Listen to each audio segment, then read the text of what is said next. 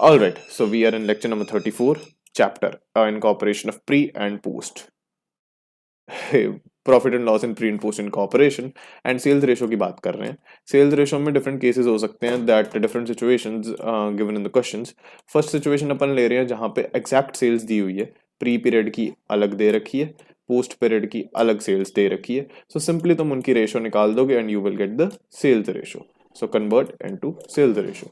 Second में आता है आपको डिफरेंशिएट करके नहीं दिया हुआ है दैट आपको प्री एंड पोस्ट की अलग अलग सेल्स नहीं दी है, आपको बस टोटल सेल्स दे दी पूरे ईयर की. what you will do in that case is you will assume that the sales, whatever amount is given, is spread equally throughout the year and divide the say, total sales in the ratio of months. So basically आपकी sales ratio और time ratio equal आएगी. Third case में लेते हैं जो different parts है sales के given है. मान लो एग्जांपल लेते हैं, जैसे ये डेट ऑफ एक्विजिशन है 1 अप्रैल 2021, ये डेट ऑफ इनकॉर्पोरेशन है 1/7/21 और ये एंड ऑफ फाइनेंशियल ईयर है. आपको 1 अप्रैल से 31 मई तक की सेल्स दे दी 15 लाख. आपको फिर दे दिया 31 मई से लेके 31 अगस्त तक की sales, that is we got 30 lakh. And 31 से लेके एंड ऑफ फाइनेंशियल ईयर तक 110 लाख की सेल है. आपको अलग अलग सेल्स दे दी. अब इसमें जो ये सेल है 15 लाख की, ये प्री पीरियड को बिलोंग करती है पूरी, और ये जो 110 लाख की है ये पोस्ट पीरियड को बिलोंग करती है, राइट. बट ये जो बीच में आपकी सेल रह गई इतनी, this belongs to both the periods. तो इसका ट्रीटमेंट क्या करेंगे, ये प्री की हो गई, ये पोस्ट की हो गई, और ये जो 30 lakhs बचे हैं, यू विल सी कि जो ये पीरियड है इसमें कितने मंथ्स है. यहाँ पे क्या है, 31 मई से 31 अगस्त, दीज आर 3 मंथ्स, जिसमें से एक मंथ प्री में है और 2 मंथ्स पोस्ट में है. तो what you will do is तुम 1:2 में इन दोनों को डिवाइड करोगे, मतलब 30 लाख को 1:2 में प्री और पोस्ट में डिवाइड कर दोगे. टाइम के बेसिस पे कर रहे हैं, और ये 10 लाख इधर आ जाएगा प्री में और 20 लाख पोस्ट में आ जाएगा. इसको इसमें ऐड करो, 20 को 110 में ऐड करो, you got the sales in pre, you got the sales in post, and then you calculate the ratio. Alright. चौथा मेथड होगा, आपको प्रोपोर्शनेट लैंग्वेज में दिया होगा, you will be given a language जहां पे एक इक्वेशन फॉर्मेट में दिया होगा, तो आपको सेल्स वैसे कैलकुलेट करना है. मैक्सिमम इसी कॉन्सेप्ट का यूज होता है हर क्वेश्चन में, और मोस्ट पॉपुलर कॉन्सेप्ट है. It's easy, easy as well, इतना कुछ मुश्किल नहीं है. एग्जांपल लेते हैं, सेल्स अप्रैल एंड मई की डबल, सितंबर अक्टूबर की ट्रिपल, एंड दिसंबर के बाद की 1.5 times of what, of average monthly sales या normal monthly sales. Basically average या नॉर्मल जो भी मंथली सेल्स है उसको तुम 1 ले लो, दैट की एज्यूम एवरेज और मंथली सेल्स टू बी 1. फिर आप लोगे अप्रैल की 2, मई की 2, जून का कुछ डेटा नहीं दिया है तो 1, जुलाई का 1, अगस्त का 1, फिर सितंबर टू अक्टूबर का दिया है ट्रिपल 3, नवंबर का नहीं दिया 1, उसके बाद 1.5. ये लोगे, इनको ऐड करो, प्री वाले को 5 आता है, पोस्ट वालों को ऐड करो 15 आता है, रेशो निकाल दो. That's it, that's it. Alright. यार जुकाम जैसा हो रहा है. डैम, ध्यान रखना पड़ेगा भाई. Allocation of revenue and expenses between pre and post incorporation. Sales ratio निकाल दिया, उसके बाद सेल्स रेशो निकाली क्यों है, टाइम रेशो निकाली क्यों, because we need to allocate the revenue and expenses जो अपने को मिक्स करके दिए है. ऑलराइट. अभी आपको basically profit and loss allocate करना है. प्रॉफिट एंड लॉस में एक तो ट्रेडिंग अकाउंट होता है, एक पीएनएल अकाउंट होता है, ठीक है. तो जो ट्रेडिंग अकाउंट में क्या होता है, opening, purchase, direct expenses, GP वगैरह, ठीक है. और इधर सेल्स होता है और क्लोजिंग स्टॉक होता है. अगर सेल्स को छोड़ दें और जीपी को छोड़ दें और जो बाकी चीजें हैं, opening plus purchase plus direct expenses minus the closing stock, उसको अपन सीओजीएस बोल सकते हैं. तो मतलब ट्रेडिंग अकाउंट में बेसिकली रह क्या गया, COGS, GP and sales. Sales को सेल्स रेशो में बाइफरकेट कर दोगे. सीओजीएस भी डायरेक्टली सेल्स से ही रिलेटेड है because it is the cost of the goods sold, तो उसको भी सेल्स रेशो में करेंगे, एंड जीपी भी सेल्स रेशो में आएगा.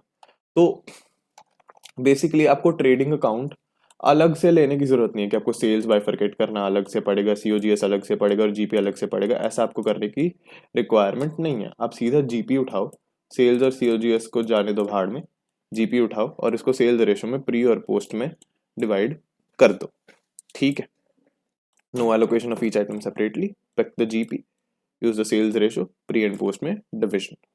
उसके बाद items related to PNL account आते हैं। पीएनएल में क्या होता है, कुछ आइटम्स अलग अलग टाइप के होते हैं, they can't be simply divided using the sales ratio. कुछ में टाइम रेशो लगता है, कुछ में सेल्स रेशो लगता है, कुछ सिर्फ प्री के होते हैं, कुछ सिर्फ पोस्ट के होते हैं, you don't know.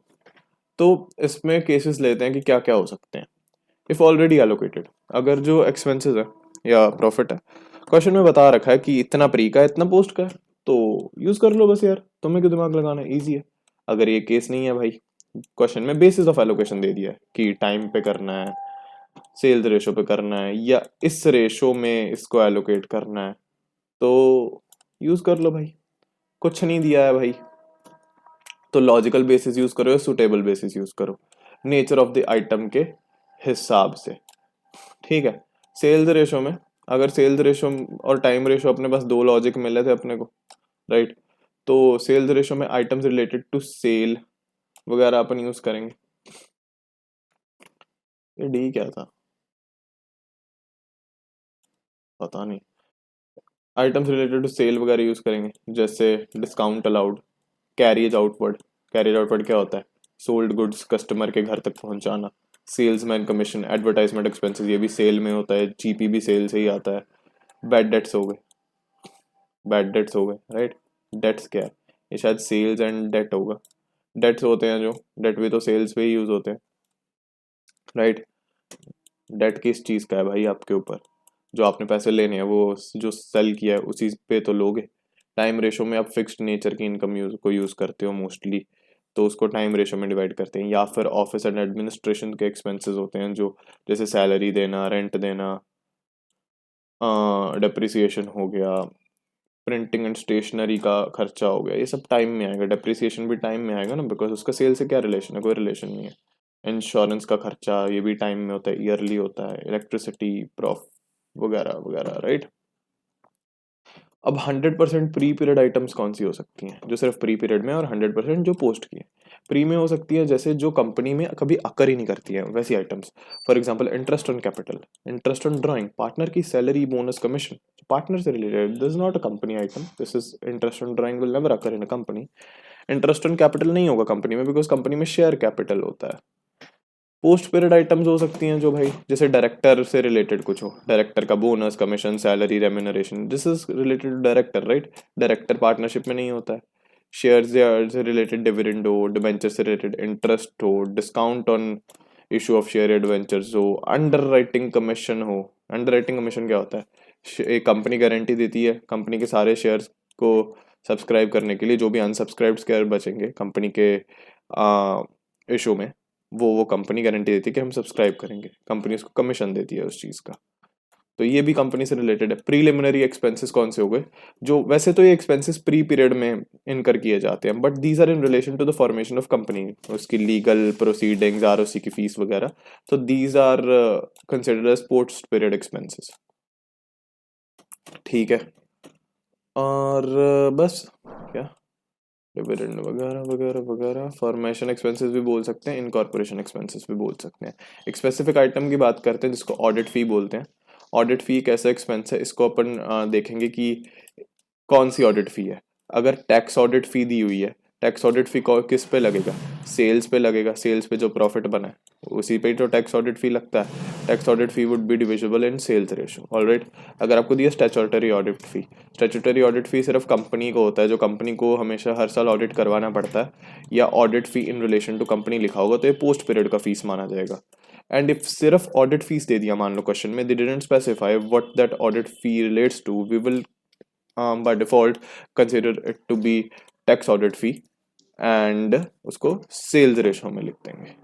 End of course आप इसका नोट भी दे के आओगे, आप इसका नोट दे के आओगे that this audit fee is in relation to, we are assuming that this audit fee is tax audit fee and we are dividing it in sales ratio because the question is silent। आप statutory audit fee नहीं मान सकते हो अपने आप से, तो आप नोट भी दे के आना, because these are kind of controversial।